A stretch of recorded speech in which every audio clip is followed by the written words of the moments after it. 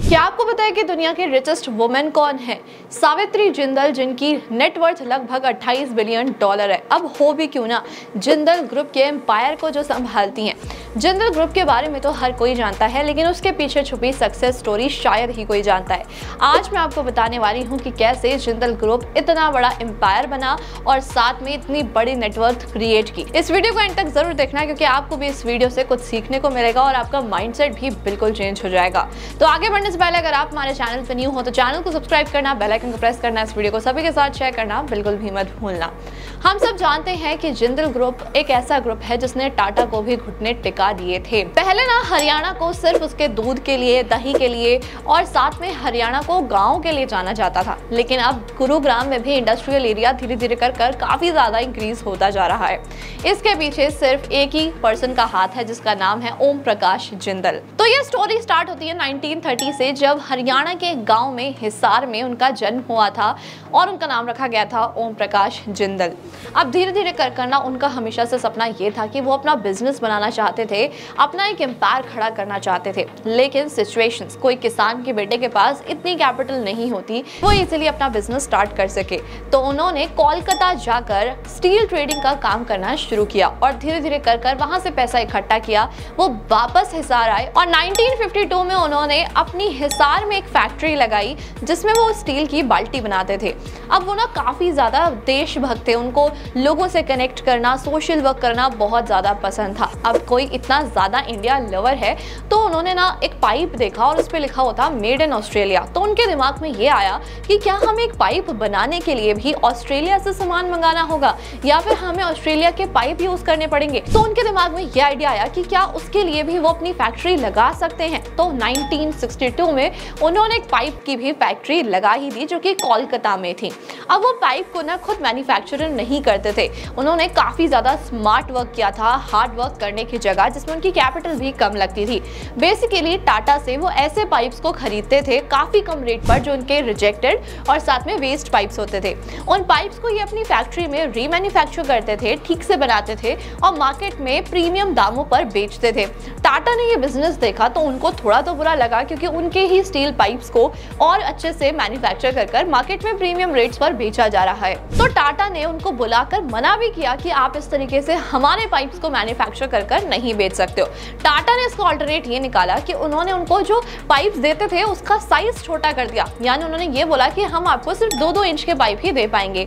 अब उससे भी जिंदल जी एग्री हो गए और उन्होंने 2-2 इंच के पाइप लेना स्टार्ट कर दिया। उन पाइप से उन्होंने बना दिए सॉकेट्स। अब जो टाटा की जो स्टील क्वालिटी होती थी वो काफी ज्यादा अच्छी होती थी, जिससे कि फॉरेन कंपनीज भी काफी ज्यादा अट्रैक्ट होती थी। अब उसी क्वालिटी की वजह से जिंदल ग्रुप से फॉरेन कंपनीज भी काफी ज्यादा अट्रैक्ट होने लगी और उनके कॉन्ट्रैक्ट्स होना स्टार्ट हो गए। जैसे उनका पहला कॉन्ट्रैक्ट हुआ था विद अ जर्मनी कंपनी। तो धीरे धीरे कर उन्होंने काफी सारे सॉकेट्स बनाए, पाइप्स बनाए और इसी तरीके से उन्होंने अपना बिजनेस काफी ज्यादा एक्सपेंड कर लिया। अब टाटा को ये बात तो हजम नहीं हुई, तो टाटा ग्रुप ने उन्हें स्टील के पाइप्स को सप्लाई करना ही बंद कर दिया। अब उनके पास एक लौता ही सप्लायर था, जिसकी वजह से उनका पूरा बिजनेस चल रहा था। बिजनेस बिल्कुल बंद होने के कागार पर आ गया। उसके बाद भी उन्होंने, मिस्टर जिंदल ने हार नहीं मानी और वो वापस अपने गांव हिसार गए। हिसार में उन्होंने अपनी खुद की फैक्ट्री बनाने का सोचा कि वो खुद अपनी स्टील की फैक्ट्री स्टार्ट करेंगे और स्टील पाइप्स बनाएंगे। अब क्योंकि स्टील पाइप्स बनाने के लिए बड़ी बड़ी फैक्ट्रीज चाहिए होती थी और उस टाइम पर फैक्ट्रीज को सिर्फ इंपोर्ट ही किया जाता था। वो इंपोर्ट नहीं कर सकते थे क्योंकि उनके पास इतनी ज्यादा कैपिटल भी नहीं थी। तो इंपोर्ट कराने की जगह उन्होंने ये डिसाइड किया कि वो अपने आप मशीन्स को तैयार करेंगे और फिर उन मशीन से अपनी फैक्ट्री बनाएंगे। धीरे धीरे कर उन्होंने मशीन्स बनाना स्टार्ट किया। वैसे तो उनके पास इंजीनियरिंग की कोई डिग्री नहीं थी, बट स्टिल उनको इंजीनियरिंग से रिलेटेड काम करना काफी ज्यादा पसंद था। वो मशीन्स में काफी ज्यादा इंटरेस्ट रखते थे। अब धीरे धीरे कर उन्होंने काफी सारी मशीन्स बनाई और अपनी फैक्ट्री खुद सेटअप कर दी।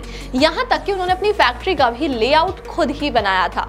अब फैक्ट्री स्टार्ट होने के बाद अब काफी सारे लोगों को स्टील पाइप्स इंडिया में कम प्राइस पर मिलने लगे। क्यों? क्योंकि मशीन्स इंडिया की थी, उन्होंने खुद बनाई थी, तो वो कम प्रोडक्शन कॉस्ट पर सेल हो रही थी। तो कॉस्ट की वजह से और प्राइस रिडक्शन की वजह से उनको काफी ज्यादा बेनिफिट मिला। अब टाइम आता है 1991 जब उन्होंने अपनी दूसरी फैक्ट्री लगाने का डिसाइड किया। उस टाइम पर हमारा जो इंडस्ट्रियल एरिया था इंडिया का वो बिल्कुल खत्म हो गया था, इंपोर्ट एक्सपोर्ट बिल्कुल जीरो था, लोगों के पास पैसे ही नहीं थे कि वो अपना बिजनेस स्टार्ट कर सके।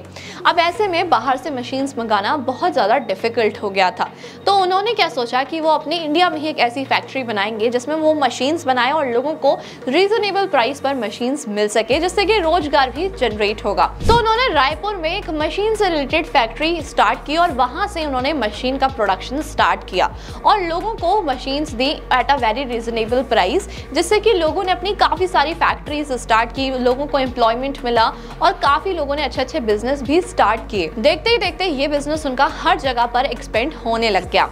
अब आता है 2005 जब हेलीकॉप्टर ट्रेजेडी में उनकी डेथ हो गई थी। उनकी डेथ के बाद भी उनका बिजनेस आज के टाइम पर इतना ज्यादा एक्सपेंडेड है। कैसे?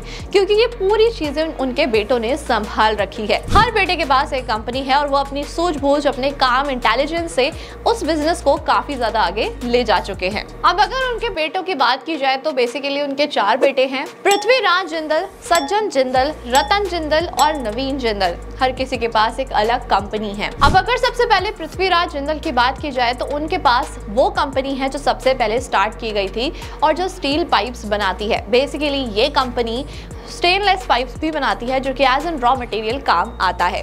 अब अगर इनके नेटवर्थ की बात की जाए तो इनका नेटवर्थ लगभग 1300 करोड़ है, लेकिन अगर बिजनेस के टेबल टर्न करने की बात की तो वो सज्जन जिंदल ने ही किया था। वो हमेशा से ही कुछ नया अट्रैक्टिव करना चाहते थे, तो उन्होंने सबसे पहले डिग्री ली और उसके बाद उन्होंने अपनी खुद की फैक्ट्री स्टार्ट की थी महाराष्ट्र, मुंबई। उसके बाद धीरे धीरे कर उन्होंने डाइवर्सिफाई किया और यहाँ तक कि उन्होंने पावर कंपनी और इंफ्रा कंपनी भी स्टार्ट की। उसके बाद अगर बात की जाए रतन जिंदल की तो उनके पास भी मशीन से रिलेटेड कंपनी है जो कि रायपुर में खोली गई थी। अब वो धीरे धीरे कर उड़ीसा तक भी एक्सपेंड हो गई है और ये सारा जो सामान है एक्सपोर्ट किया जाता है, बाहर भेजा जाता है और साथ बड़ी बड़ी कंट्रीज जैसे कि 15 कंट्रीज में ये सामान बेचा जाता है। अगर इनके नेटवर्थ की बात की जाए तो इनका नेटवर्थ लगभग $5 बिलियन का है। अब अगर उनके लास्ट बेटे नवीन जिंदल की बात की जाए तो उनकी बिजनेस भी काफी ज्यादा एक्सपेंडेड है और साथ में इनकी नेटवर्थ है लगभग $8.38 बिलियन।